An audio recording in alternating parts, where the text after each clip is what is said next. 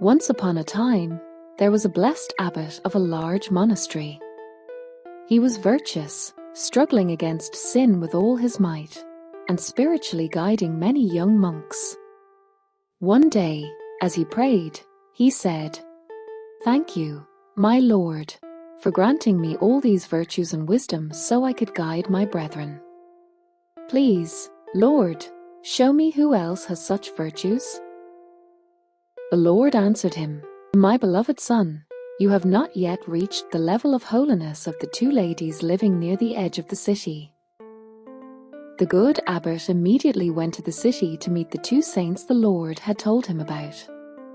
He asked around until the people guided him to a simple house where two women, married to two brothers, lived. He knocked on the door, and one of the ladies answered. When she saw him, she was overjoyed to have such a great saint in her home. She invited him inside and quickly went to tell the other lady about their esteemed guest. The other lady came to receive his blessing, both wondering why such a man would bother to visit their humble house. They washed his feet and generously welcomed him. The abbot couldn't understand why these two ladies were saints, and in a higher degree than himself, no less. He who had so many novice monks under his leadership, and whose words were written in books to explain the faith to simple folk, much like the two ladies before him.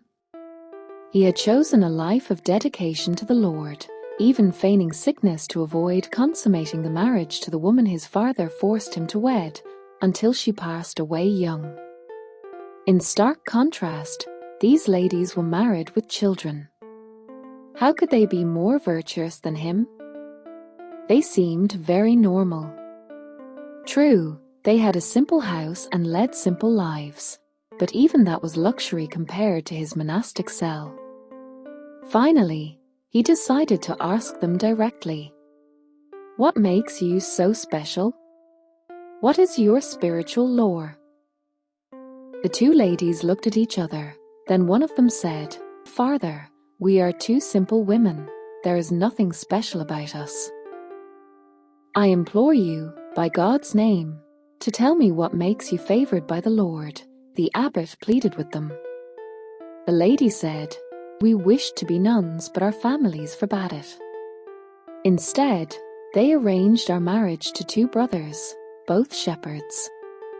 So in order to fulfill our heart's desire for a life of worship, we promised to fast from night until the next day's sunset."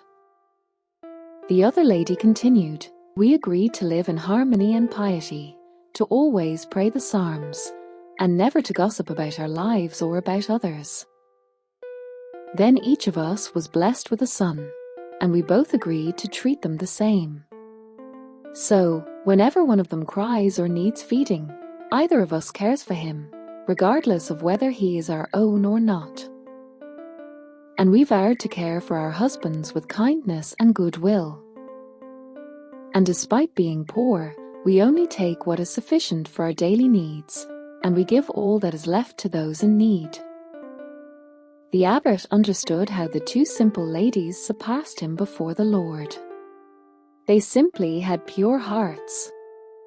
For a pure heart is most highly valued by the one who searches the heart and examines the mind.